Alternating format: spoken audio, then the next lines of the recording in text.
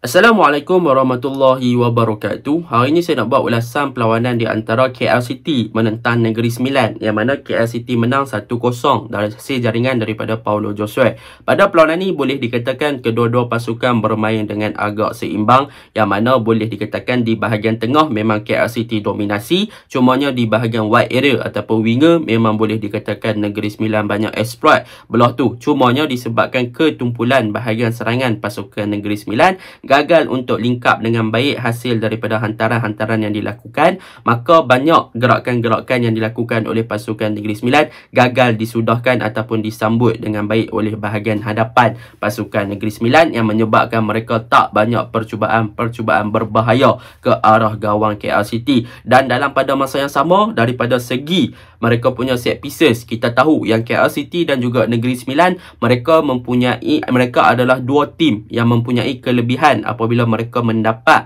corner ataupun free kick. Dan untuk perlawanan ni nampaknya KL City adalah pasukan yang lebih better dalam memanfaatkan set pieces yang mereka dapat berbanding pasukan Negeri Sembilan. Jadi tanpa membuang masa, mari kita masuk ke dalam ulasan perlawanan. Untuk ulasan perlawanan kali ini, saya akan mulakan dengan pasukan KL City. Apakah perkara yang saya suka tentang pasukan KL City? Yang pertama yang saya suka adalah tentang defense department mereka. Pada perlawanan ni boleh dikatakan defense department pasukan KL City bermain dengan sangat cemerlang. Back four mereka berjaya untuk menetralkan bahagian serangan pasukan Negeri Sembilan, dan mereka banyak melakukan interception dan juga blocking, yang mana apabila pemain Negeri Sembilan cuba untuk melakukan low cross, crossing, cutback dan sebagainya ke dalam kotak penalti, mereka cepat untuk react dan juga challenge bola-bola tersebut untuk block ataupun melakukan interception daripada bola-bola tersebut sampai kepada target man pasukan Negeri Sembilan. So Irfan Zakariya dan juga Giancarlo yang mempunyai ketinggian dan juga pembacaan game yang bagus, mereka berjaya menghalang perkara-perkara tersebut. Dan di Claire Lambert serta Kamal Azizi yang mempunyai pembacaan game dan juga blocking yang bagus, mereka berjaya menghalang beberapa gerakan yang dilakukan oleh Cik Rashid dan juga Zamri Pin di bahagian kanan dan kiri sebelum mereka berjaya untuk melakukan crossing ataupun hantaran ke dalam kotak penalti. Jadi back four pasukan KL City semalam memang sangat cemerlang lah daripada segi pembacaan game, blocking, interception, semua memang mereka solid di bahagian pertahanan. Dan yang menariknya tentang defense department pasukan KL City, selain daripada bertahan, adalah ketika situasi mereka menyerang. Kita boleh lihat apabila situasi ketika mereka menyerang, Kamal Azizi dan juga Declan Lambert yang beraksi di right back dan juga left back ada peranan yang tersendiri, yang mana kita boleh lihat sekiranya Kamal Azizi naik ke atas untuk bermain sebagai offensive fullback, maka beliaulah yang akan stay high di bahagian kanan untuk bertindak sebagai winger ataupun sebagai extra man di bahagian hadapan. Dan sekiranya Kamal Azizi dah naik terlalu tinggi di bahagian kanan, maka Declan Lambert di bahagian kiri akan lebih kurang hanya di middle area sahaja. Beliau takkan naik untuk sama tinggi dengan Kamal Azizi. Sebab apa? Sebab dia akan aware untuk keadaan apabila Negeri Sembilan melakukan comeback atau melakukan counter attack. So Declan Lambert akan bantu kepada bahagian tengah Irfan Zakariya dan juga Giancarlo. Situasi sama berlaku sekiranya Declan Lambert naik lebih tinggi di bahagian kiri, maka Kamal Azizi akan stay sampai dekat middle line sahaja untuk memastikan sekiranya Negeri Sembilan counter, maka Kamal Azizi boleh backup dengan baik untuk menambah bilangan player ketika bertahan di bahagian tengah pasukan KL City. So itu adalah satu benda yang menarik lah tentang tactical Boyan Hodak ketika perlawanan semalam di antara KL City dan juga Negeri Sembilan di bahagian defense department mereka. Itu yang pertama. Yang kedua tentang Kevin Ray Mendoza lah. Untuk game ni Kevin Ray Mendoza juga berjaya beberapa kali apabila beliau keluar untuk menangkap bola yang dilakukan hantaran oleh pasukan Negeri Sembilan. Hasil pembacaan game yang bagus, berani untuk keluar dan challenge bola, dan beliau tidak melakukan kesilapan-kesilapan seperti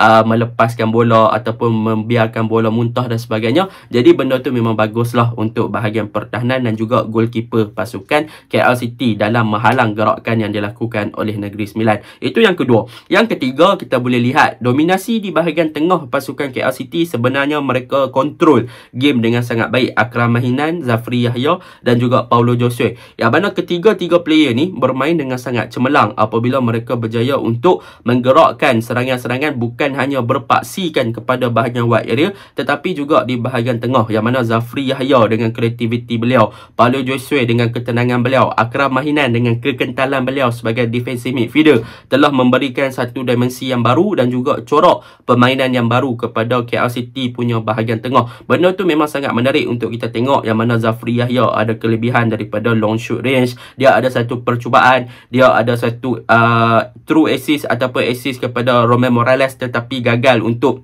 menjaringkan gol. So benda tu bagi saya sangat-sangat baguslah untuk pasukan KL City sebab mereka dah mula untuk membina 3 serangkai di bahagian tengah untuk mencipta gerakan-gerakan yang lebih menarik di bahagian tengah dan bukan hanya bermain dengan direct football. So benda tu memang sangat baguslah untuk pasukan KL City. Cumanya ada kelemahan yang KL City perlu perbaiki adalah di bahagian hadapan. Bagaimana mereka ingin melengkapkan kombinasi antara Jordan Mintoh dan juga Romain Morales. Sebab apa? Jordan Mintoh dan juga Romain Morales, mereka berdua ni adalah player yang versatile.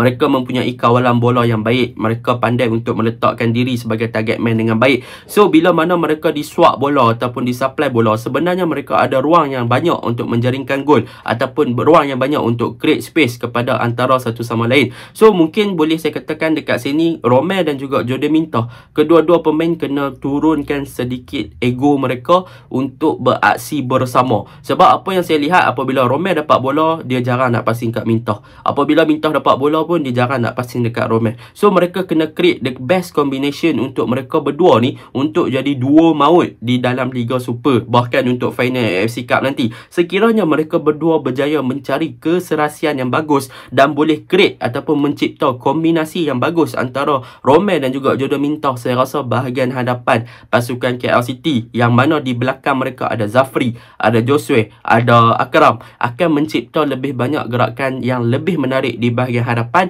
dan banyak gol lagi yang boleh tercipta. Jadi itu yang saya ingin lihatlah kepada pasukan KL City. Jadi itu sahaja untuk pasukan KL City secara ringkasnya. Untuk pasukan Negeri Sembilan pula, apa benda yang saya suka tentang positive side lah tentang pasukan Negeri Sembilan.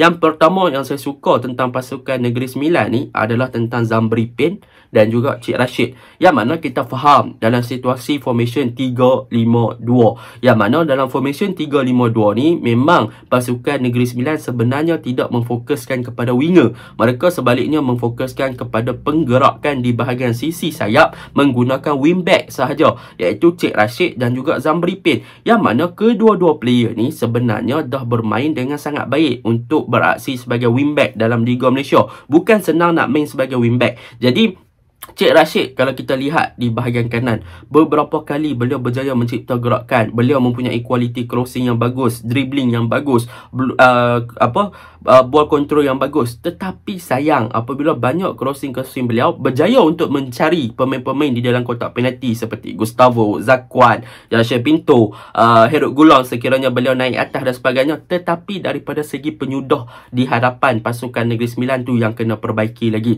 Dan begitu juga dengan Zambri Pen di bahagian kiri. Apabila beliau dapat bola, beliau boleh bawa bola bagi masuk dalam kotak penalti, boleh cross, boleh passing dan sebagainya. Tetapi macam saya cakap, benda yang menjadi permasalahan yang besar kepada pasukan Negeri Sembilan adalah di bahagian striker. Attacking force mereka agak kurang daripada segi pembacaan dan bagaimana untuk challenge bola ataupun untuk accept ataupun menerima hantaran-hantaran yang dilakukan oleh pemain-pemain Negeri Sembilan daripada Cik Rashid ataupun daripada Zambri Pen. Itu yang pertama. Yang kedua, apabila berbicara tentang pasukan Negeri Sembilan, kita boleh lihat di bahagian tengah mereka sebenarnya mereka ada numbers of player yang sangat banyak. Mereka akan letak Haris akan bertindak sebagai lone pivot, dan di second half mereka bawa masuk Izzuddin bertindak sebagai lone pivot juga. Dan mereka akan sentiasa ada dua player yang bermain di bahagian tengah, iaitu mereka akan letak dua attacking midfielder, Yasir Pinto, dan juga mereka akan letak Omid Nazari, yang mana mereka berdua ni akan fokus lebih narrow ke bahagian tengah. Sepatutnya apabila bermain dalam 3-5-2 yang memfokuskan fokuskan attack di bahagian sayap. Saya boleh rasa import yang lebih positif sekiranya Omid yang boleh bertindak lebih kepada bahagian kiri, Yashir akan bertindak lebih kepada bahagian kanan untuk support kepada Cik Rashid dan juga untuk support kepada Zamri Pin. So apabila mereka bermain dan lebih untuk memberi support dan narrow lebih ke tengah, maka mereka akan boleh cipta lagi banyak variation of attacking di bahagian sayap dan juga bahagian tengah. Sekiranya Cik Rashid tak boleh masuk kot sayap, dia boleh bagi buka balik game ke tengah sekiranya dapat support yang lebih baik daripada bahagian tengah. Sebab apa? Sebab mereka ada numbers of player yang banyak di bahagian tengah. So apabila ada banyak, mereka boleh create another creativity. And ini yang pasukan Negeri Sembilan kena cari. Bagaimana mereka nak create lagi attacking yang kreatif ketika mereka menyerang. Bukan hanya menggunakan satu kaedah attack di bahagian sayap, lepas tu patah balik ke belakang ataupun buka ke bahagian tengah. Bahagian tengah, Omid dan juga Yashir, sepatutnya mereka perlu lebih kreatif bagaimana untuk create game, bagaimana untuk cari space, bagaimana mereka nak link up dengan baik antara bahagian tengah kepada wide area kepada mid attacking force balik. So benda tu yang perlu mereka perbaiki di kawasan middle third dan juga attacking third mereka. Itu yang ketiga. Yang keempat, apabila berbicara tentang pasukan Negeri Sembilan, kita boleh lihat mereka ada Herod Gulon yang boleh bertindak sebagai extra frontman apabila mendapat situasi seperti set pieces ataupun free kick. Itu saya suka sebab Herod Gulon ada kelebihan daripada segi sizing dan juga fizikal. Jadi apabila dapat bola kat dia, beliau boleh untuk create something lah di bahagian kotak penalti. Semalam pun beliau ada percubaan yang terkena tiang dan sebagainya. So benda tu positif side untuk pasukan Negeri Sembilan sebab mereka ada pemain defense yang boleh bertindak untuk sebagai extra frontman dan jadi target man, dan mereka juga ada kelebihan daripada segi sizing dan juga fizikal beliau untuk diguna pakai di bahagian attacking third. Dan dalam perlawanan semalam pun 15 minit terakhir memang Herod Gulon stay high lah sebab memang waktu tu pasukan Negeri Sembilan tengah push up untuk menjaringkan gol. Cumanya kelemahan macam saya cakap tadi, Negeri Sembilan tak ada proper striker. Alves dan juga Gustavo boleh katakan mereka tak selesa dalam situasi macam tu untuk menerima umpanan. Mereka perlu belajar lagi bagaimana positioning, bagaimana mereka nak berada dalam kedudukan yang tepat untuk menerima bola. Mereka kena belajar daripada mereka punya nak lepas daripada segi marking, react dengan hantaran-hantaran yang dilakukan. So benda-benda tu yang perlu diperbaiki. Jadi itu saja ulasan saya. Assalamualaikum.